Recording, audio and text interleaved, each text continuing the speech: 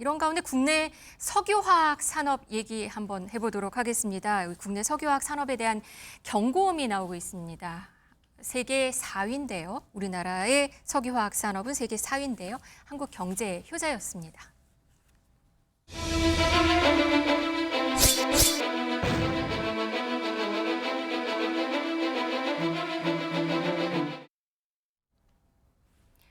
네, 생산량 3위 업체가 부도 위기다. 지금 보셨습니다. 네네. 이게 어떤 내용인가요? 일단 여수 국가산업단지 내 여천 NCC라는 회사입니다. 여천 NCC 어디서 들어봤지라고 하는 분들 혹시 기억하실지 모르겠는데 2017년에 상장사 기업 연봉 1위가 바로 이 회사였습니다. 아, 연봉 1위요? 이 정도로 잘 나갔다라고 보시면 돼요. 당시 삼성전자가 8위밖에 못하는 그런 수준이었거든요. 네네. 이 회사가 한화와 DL그룹이죠. 대림이 합작을 해서 만든 회사입니다.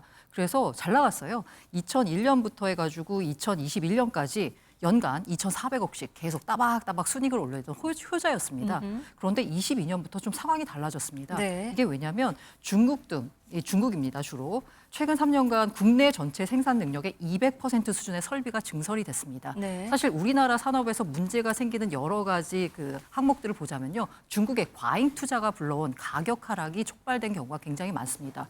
이렇게 투자를 하다 보니까요. 우리 국가에서 만드는 화학 제품 경쟁력이 없어졌죠. 가격 경쟁력이. 그러다 보니까 제가 아까 2,400억씩 따박따박 벌었다라는 말씀 드렸잖아요. 네. 22년, 23년, 24년 최근 3년간 적자가 8,200억 누적이 됐습니다. 그러면 이걸 유지하기 위해서는 추가로 자금을 투입해야 되는데요. 지금 이달 말까지 3,100억 원 정도 자금이 부족합니다. 그래서 아까 제가 한화와 대림, DL그룹이 합작해서 만들었다라는 말씀을 드렸잖아요. 네. 그래서 3월에 이미 주주간 협의를 통해서요. 각각 1,000억씩 투자를 했습니다. 그런데 그 돈이 또 바닥이 나서 이번에 21일까지 돈을 넣어야 됩니다. 하나 쪽은 돈을 넣겠다라는 입장이고요. DL 측은 지켜봐야 된다라는 입장이기 때문에 두 대주주 간에도 지금 입장이 다릅니다. 다르군요. 그래서 네. 만약에 입장이 다르기 때문에 한쪽만 넣겠다고 해서 문제가 해결되는 게 아니에요. 네. 양쪽이 협의를 봐야 되거든요.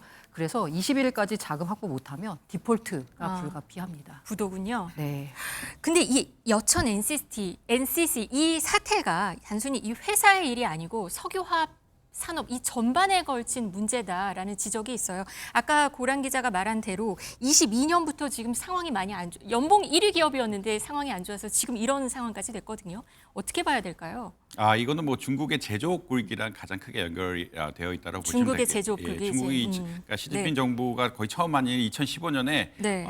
중국 제조업 2025 해가지고 2025년까지 제조업을 많이 육성시키겠다라는 크게 육성시키겠다라는 강력한 전략을 내놓습니다. 네. 그렇기 때문에 이 분야가 반도체 분야도 있긴 하지만 석유화학 분야도 마찬가지거든요. 큰 틀에서는 모든 제조업을 육성시켜서 사실 그러니까 여천 NCC가 수익을 많이 낼 수 있었던 부분은 중국에 수출을 많이 많이 해서였거든요. 했군요. 왜냐하면 네. 중국이 산업이 발전하다 보니까 이 석유화학 제품에 대한 수요가 굉장히 많았고 우리나라 기술력을 가지고 있었기 때문에 이 수출을 많이 하면서 수익을 냈는데 이제 중국의 제조업 기반 늘리고 모든 제조업들을 자국 내에서 생산하겠다라는 일종의 경제 안보적인 개념을 갖고 오면서 어마어마하게 석유화학 산업을 키우고 전 공급망, 결국은 생산부터 판매까지 전 공급망까지 다 육성을 하다 보니까 우리나라에서 이제 수출 물량이 우리나라가 수출할 물량들이 떨어지게 되는 이런 상황들이 발생했다라고 보시면 될 것 같습니다. 지금 그림 보시면 여천 NCC 말고 다른 주요 석유화학 업체들도 마이너스입니다. 이렇게 생각 적자가 심한데요. 예, 사실 이제 롯데 주력 기업이 롯데 케미칼인데 이제 롯데 바이오로직스로 옮겨간다라는 이야기가 나올 정도로 이 석유화학 자체, 그러니까 이제 중국이 전체 공급망을 가지고 있고 중국의 기술 수준이 한국하고 엇비슷한 이 수준이 되다 보니까 그리고 단가가 싸다 보니까 이제 미래 전망이 조금 불투명하다는 의견들이 많이 나오고 있고요. 롯데 케미칼 적자 같은 게 많이 난다는 게 하나가 있고.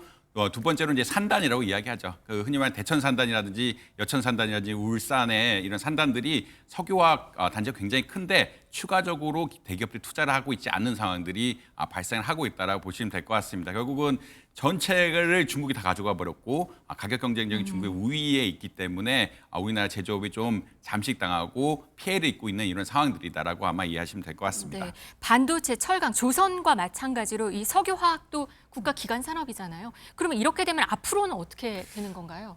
이게 석유화학이 국내 수요는 당연히 충족할 만한 규모가 되는데 이제 해외 수출을 수출이, 통해서 돈을 많이 많이 벌었는데 이제 중국과의 가격 경쟁력 문제 때문에 사실 좀 어렵다. 그러면 이제 좀 고부가 가치. 그래 우리가 K조선 이야기를 하는데 네. K조선 역시 고부가 가치 쪽의 기술을 아니면 LNG선이라든지 이런 기술을 가지고 이제 수출을 많이 한 거였거든요. 이제 어쩔 수 없이 좀 기술 위주로 넘어가야 될 수밖에 없는 이런 상황들이다. 아무래도 이제 원자재 가격이라든지 인건비라든지 중국을 제조업단에서 이기기는 쉽지 않은 이런 상황들이기 때문에 또 중국은 또 보조금 같은 것들도 많이 나오는 이런 상황들이기 때문에 이것을 변화시켜서 나가려 그러면 결국 기술 개발, 고부 가치 쪽으로 옮겨갈 수밖에 없는 이런 상황이 된다라고 보시면 될 것 방금 같습니다. 조선업 얘기해 주셨는데 조선업이 사실 불황과 호황을 계속 겪었었잖아요. 그 사이클이 있다가 지금은 고부가 가치를 하다 보니까 K조선업이 됐다. 그러니까 그거를 좀 참고해 볼 만하다 이렇게 보시는 거군요. 아무래도 이제 그 조선업이 버티는 이유는 이게 저가선, 벌크선 같은 것들은 사실 중국에 거의 내준 상황이라고 보시면 될 것 네. 같고 LNG선이라든지 친환경 선박 이런 쪽이 굉장히 강점을 보이고 있거든요. AI 기술이라든지 용접 기술 이런 것들이 강점을 보이고 있기 때문에 어쩔 수 없이 이제 석유화학 산업도 자생을 하기 위해서는 중국이 못하는 이제 고부가 가치 쪽으로 옮겨갈 수밖에 없는 이런 상황이 됐다라고 말씀드릴 수 있을 것 같습니다. 최근 미국과 관세 협상에서 최대 무기로 내세울 정도로 주목받은 게 K조선업이었으니까요. 이 마찬가지로 석유화학도 그런 전략이 있어야 할 때가 된 것 같습니다.